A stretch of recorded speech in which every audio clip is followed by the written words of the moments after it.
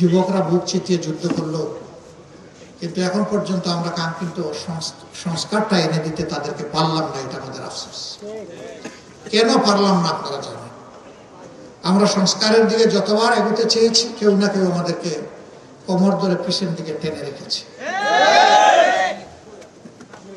এটা চাই না, ওইটা চাই না, এটার দরকার নাই, শুধুমাত্র ইলেকশন দরকার। তো ইলেকশন তো আগেও হয়েছে। ইলেকশন তো এই দেশের মানুষকে কল্যাণ এবং মুক্তি দিতে পারে না। ইলেকশন অবশ্যই প্রয়োজন, তবে ইলেকশনের মতো ইলেকশন প্রয়োজন। ওই পুরানা স্টাইলের ইলেকশন দিয়ে দেশে কোন কল্যাণ কেউ দিতে পারবে না, এটা ইম্পসিবল।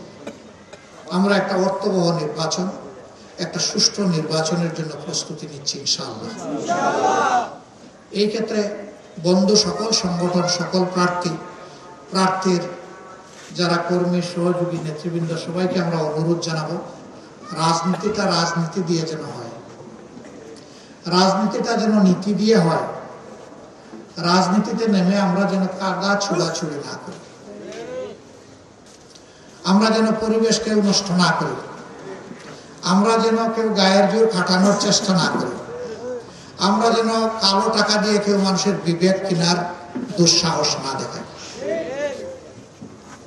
টাকা দিয়ে তো ভাই আপনি গরু, ছাগল, মুরগি কিনবেন, মানুষ কিনবেন কেন? মানুষ তো আশরাফুল মাখলুকাত। টাকা মানুষের দিকে বাড়ানোর মানেই হচ্ছে তাকে অপমান করা। এরকম কেউ মেহেরবানি করে করবেন না। আমরা তো করার প্রশ্নই উঠে না, এটা আমাদের প্র্যাকটিসে নাই, আমাদের চিন্তায় নাই, কল্পনায় নাই। আমরা এটাকে ঘৃণা করি।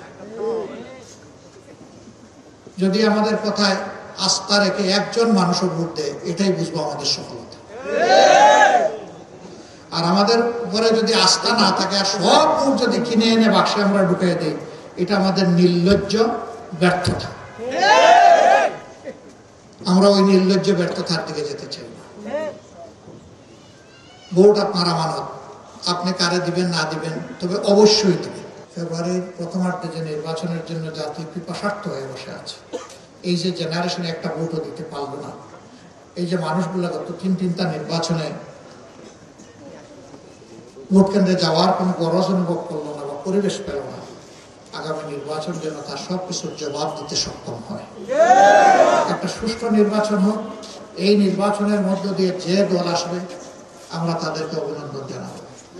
এই অনুরূপভাবে আমরা যদি আল্লাহর ইচ্ছা এবং আপনাদের দোয়া ভালোবাসায় আসি, আমরা তাদের কাছে প্রত্যাশা করব তারাও আমাদেরকে অভিনন্দন জানাবে ইনশাআল্লাহ। রাজনীতির সৌন্দর্য এইভাবে ফুটে উঠুক এবং আমাদের দেশ কল্যাণের রাজনীতির দিকে এগিয়ে যাক।